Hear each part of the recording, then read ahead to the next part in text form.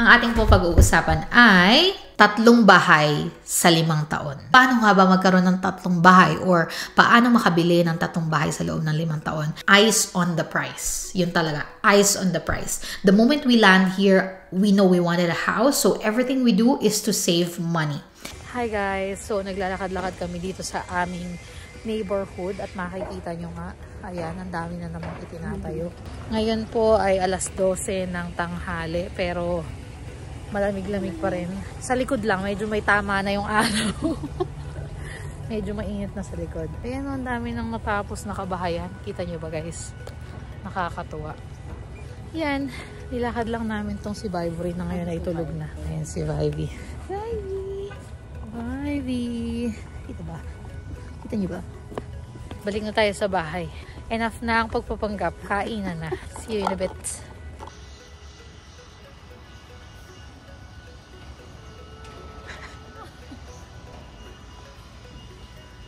Happy 530 subscribers! Ayan! Welcome back to our YouTube channel. This is me again, Joy Fajardo, and this is our brand new channel.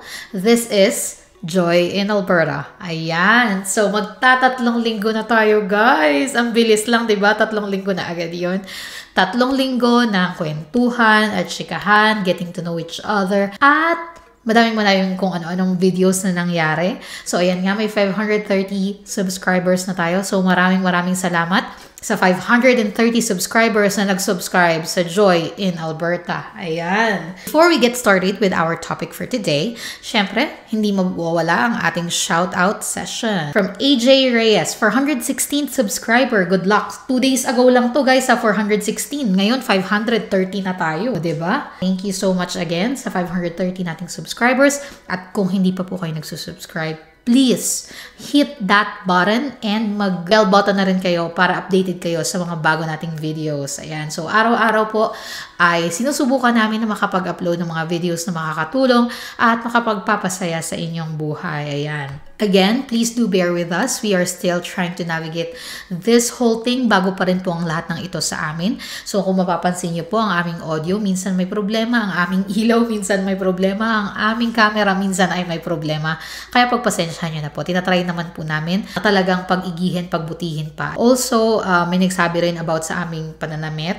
Pilitin po namin, medyo mas mahirap lang ngayon kasi syempre may baby kami. Parang isinisingit lang din namin, pinipilit namin mapagkasya yung time na hindi rin namin mako-compromise yung baby namin. Kaya medyo pipilitin natin pero hindi namin maipapangako na all the time ay very tayo. Kasi parang sa amin po ay pinipilit namin na maging very natural kasi daily life in Canada po ang ating vlog. Ayan. So, next one we have is Water Zura. Parang second time na to, sis. So, thank you so much.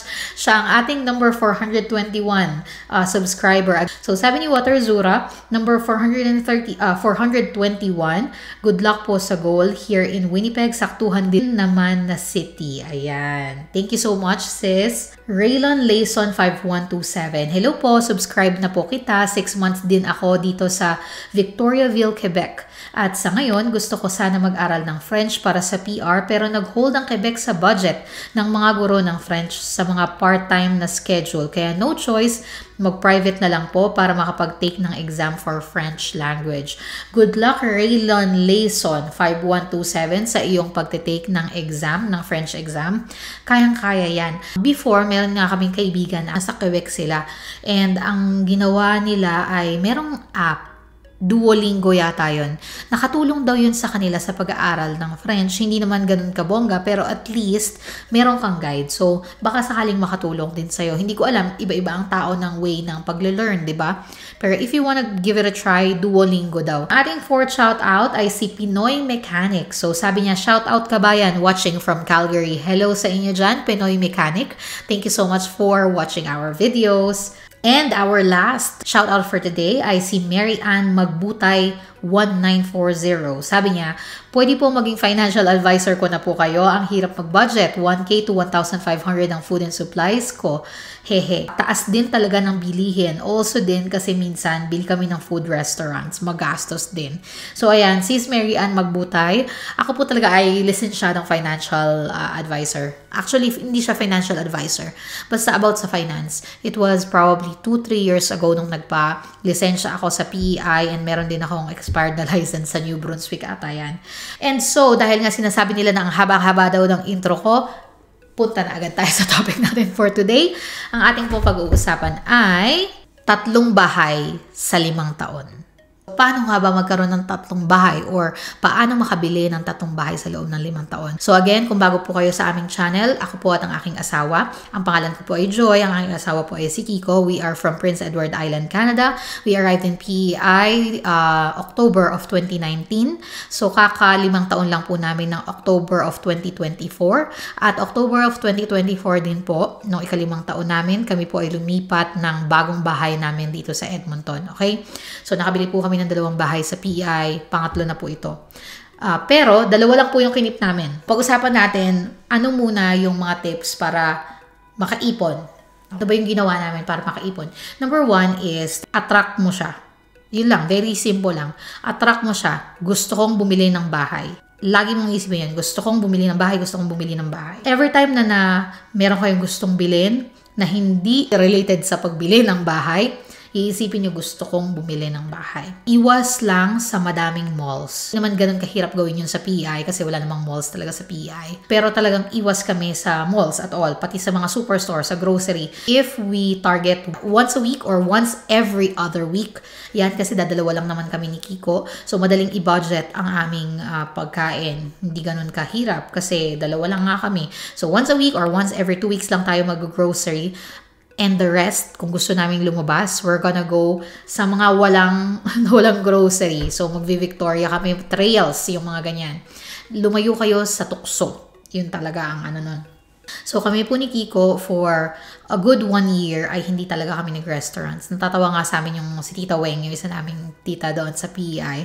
Kasi sinasabi namin sa kanila, hindi pa kami nakakapag-Montanas, hindi pa kami Papa John. Hindi ko alam yung mga pangalan ng mga kainan, di ba? Actually, up until makaalis kami ng PEI, marami kaming restaurants sa PEI na hindi namin natatry. Very rare kaming kumakain sa restaurants. Not because we don't want to. Actually, we are very foodie talaga kami ni Kiko. And kung talaga namang afford, ay why not, di ba? Nung nasa Singapore po kami, talagang makain kami sa labas. Si Del, yung mga ganyan. Tapos mahilig kami sa steak. Yun pa, mamahalin pa yung mga gusto ng mga lolo't lola nyo. Eh, wala nang budget, di ba?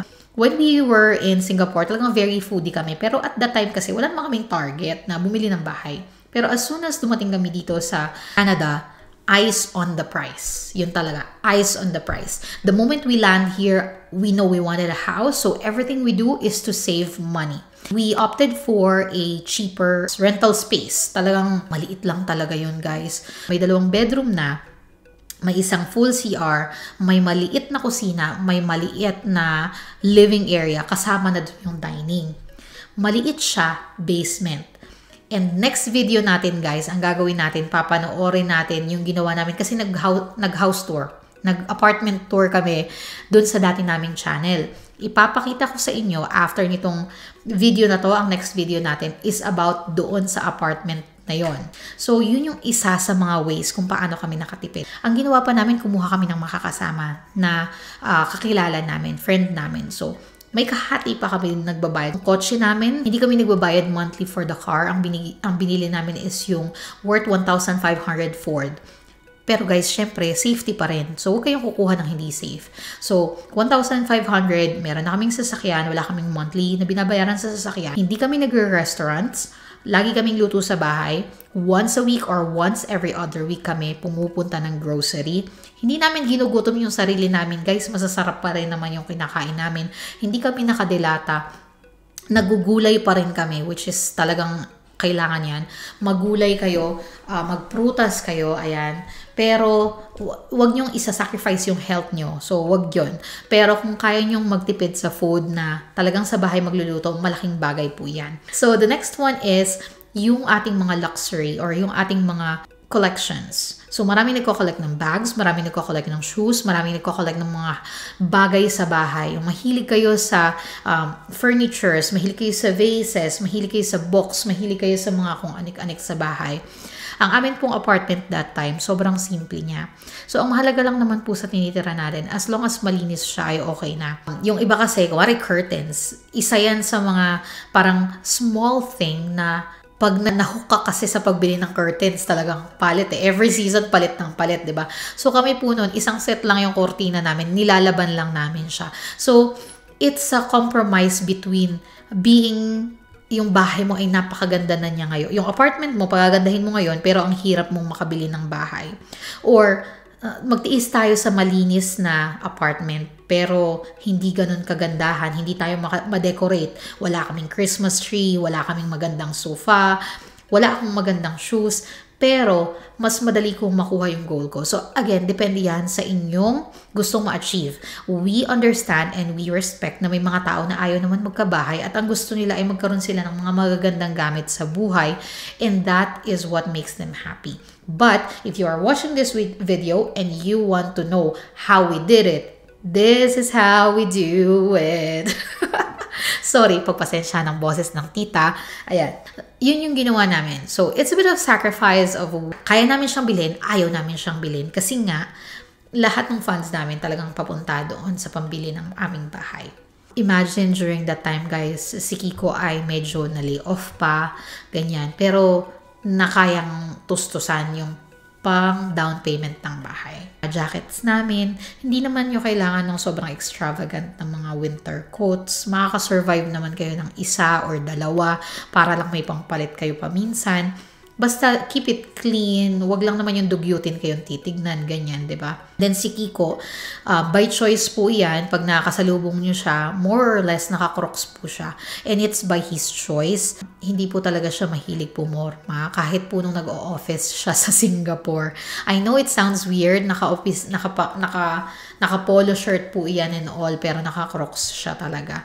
So, very rare nyo siyang makikitang very formal. And that's who he is. So, kahit nga ako, sumuko na ako, guys. Hinayaan ko na siyang Crocs all the way. All seasons po ang kanyang Crocs. So, pabayaan na natin siya sa nakakapagpasaya sa kanya, di ba? So, going back dun sa ating topic, talagang eyes on the prize, focus on your goal, anything that's gonna take your focus away from that goal, noise lang yan. So, alisin talaga.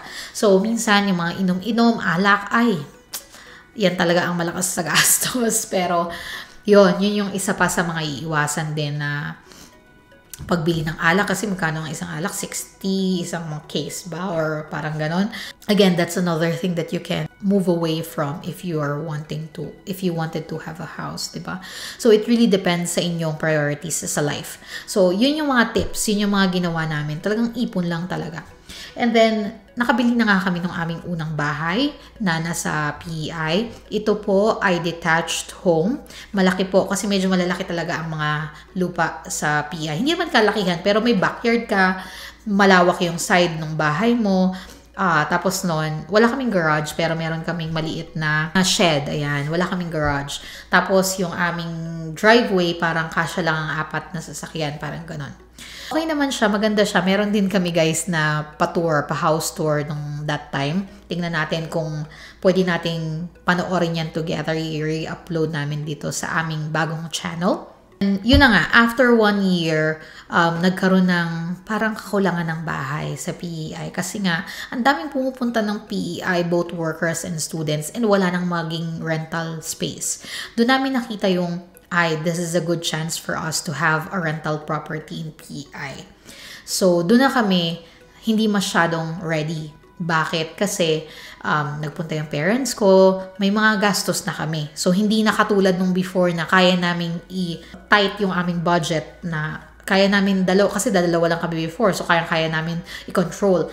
That time kasi nandun ng parents ko. So, dumating ang parents ko ng July, November gusto namin bumili ng bahay. So, ang nangyari nun guys, meron naman kaming konting na i-save.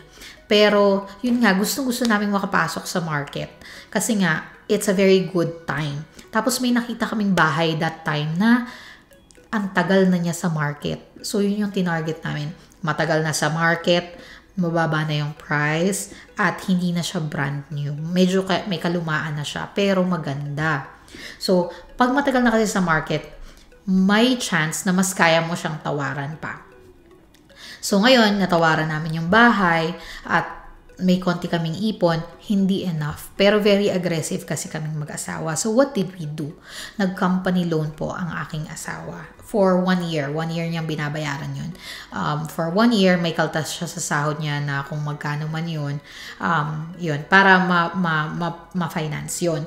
And then, because this is our second na pagbili ng bahay, ang nangyari pa nun ay kailangan namin bayaran yung sasakyan namin. Kasi masyado nang marami. Parang para ma-approve kami, kailangan bayaran namin yung Civic. So doon na pumasok. Syempre, kailangan ng moral support ng ating parents. Ayan. Nangutang din kami sa parents namin. So may kaltas si Kiko sa sahod niya. Tapos nun may utang pa kami na ibabukod doon. So yun, nagbabayad kami ng utang ng 1 year after namin mabili yung bahay. Pero the good thing is, may nag-rent na dun sa bahay. Pero, tandaan nyo, pag rental, ay may rental income tax. So, meron pa rin kaming binayaran pa dun. Yun lang, ang ano mo lang dun is yung long term, na parang, ay, sa'yo yung bahay pagka natapos bayaran. Or, pag ito bininta ko, medyo mag-increase na ang ano nito. Mga ganon. So, medyo long term. Lahat naman ng pag-i-investan mo, ang return on your investment ay hindi agad-agad. 'Di ba? So, it will take years before mo makita yung iyong kita. Be smart about it. Kung hindi kaya, let it go. Kung kaya, why not? So, kami nun, sige, subok lang. Talaga nagka-company loan dun sa kalaki ko. Pero, kinausap niya na, I really want to buy this house. Pautangin niyo ako ng ganito. So, babayaran ko siya in 1 year. Pinautang siya, 0 interest. So, di ba? Oh, di ba? Very cool yun. Again, be smart about it, guys. Kung aggressive lang kayo na katulad namin, that's the second home. This third home is actually bunga siya nung unang bahay. Kasi binenta namin yung unang bahay to buy this. Yun. Ang nangyari nun, parang kumita kami ng nasa less na natin yung mga taxes kasi meron pong property tax. So, hindi ko na makompute kung magkano yung property tax. Pero more or less, ang tinaas mula nung binili namin siya, 315, to binenta namin siya, ay nasa 100. Nasa 100 yung tinaas ng presyo. Although may mga gastos nga kami dun sa bahay na yun, sabi ko nga sa inyo, meron kami property tax, may pinagawa kami sa basement, 'di ba? So may mga nagastos kami doon sa bahay na 'yon. Pero ang itinaas mula doon sa binili namin siya ay nasa 100,000. Bukod pa doon, syempre nagbabayad kami monthly for 3 years. Almost 3 years yata 'yon na binabayaran namin siya. So what happened is parang binalik sa amin lahat ng binayad namin, 'di ba? So yun yung pinang-down namin dito sa bahay na to, which ends up na mas napabuti kasi brand new ito, mas malaki ito. Yung dati naming bahay ay 1,660 square feet. Square feet ba square meter? I think it's square feet, right? And then itong bahay na ito ay nasa close to 2,000 or more than 2,000 square feet siya actually. So yun, nasa 400 plus square feet yung 400 give or take square feet yung nilaki nito. Then meron na rin kaming attached garage. Tapos nasa Edmonton kami. Ayun, yun yung naging way para makakuha kami nung aming yun yung tatlong bahay na binili namin sa loob ng 5 taon. So again, dumating kami ng PEIs ay October of 2019. Bumili kami ng bahay ng November of 2020. Pero nag-move po kami dun sa bahay ng June of 2021. Imagine, 7 months ang closing namin. Bakit ganon? Kasi po, nakiusap kami dun sa may-ari ng bahay. May realtor kami nun, guys. Nakiusap kami sa may-ari ng bahay na mag-long closing tayo kasi hinintay namin yung PR namin. Hindi required yon that time. Pwede kang bumili ng bahay kahit na ikaw ay work permit holder during that time. Gusto lang talaga naming hintayin sana. But what happened was, hindi kami na PR ng June, na PR kami ng September of 2021. Naka-move na kami. Good thing naman na yung may-ari ng bahay na yon ay nagpapatayo rin ng bahay and he also needs time. So, it's a win-win for both parties. Kaya naging ganun kahaba yung closing. So, June 2021 po kami lumipat. And then, yung second house is November of 2022. 2023, hindi kami bumili kasi buntis po ako nun. Then 2024, naglipat na po kami. October 2024, dito na po kami sa bago naming bahay sa Edmonton. So, yun po yung naging process. So, sana guys nakatulong itong video na ito sa inyo. At sana hindi kayo nahabaan sa aming intro. Pasensya na kayo kung makulit at talagang madaldal ang atin nyo. This is ganito lang talaga ako minsan, napapahaba ang ating intro, napapasarap. And yun, sana nakatulong tong video na to sa inyo. Kung meron na naman kayong mga additional na katanungan, kung meron kayong gustong malaman, at kung meron kayong mga suggestions, comment down below. We will try to do what we need to do to make this channel grow and for us to improve ourselves na rin. So maraming salamat ulit sa ating 530 subscribers. More subscribers pa. So, share nyo ito sa mga kaibigan nyo. Maraming salamat guys. We'll see you on the next video.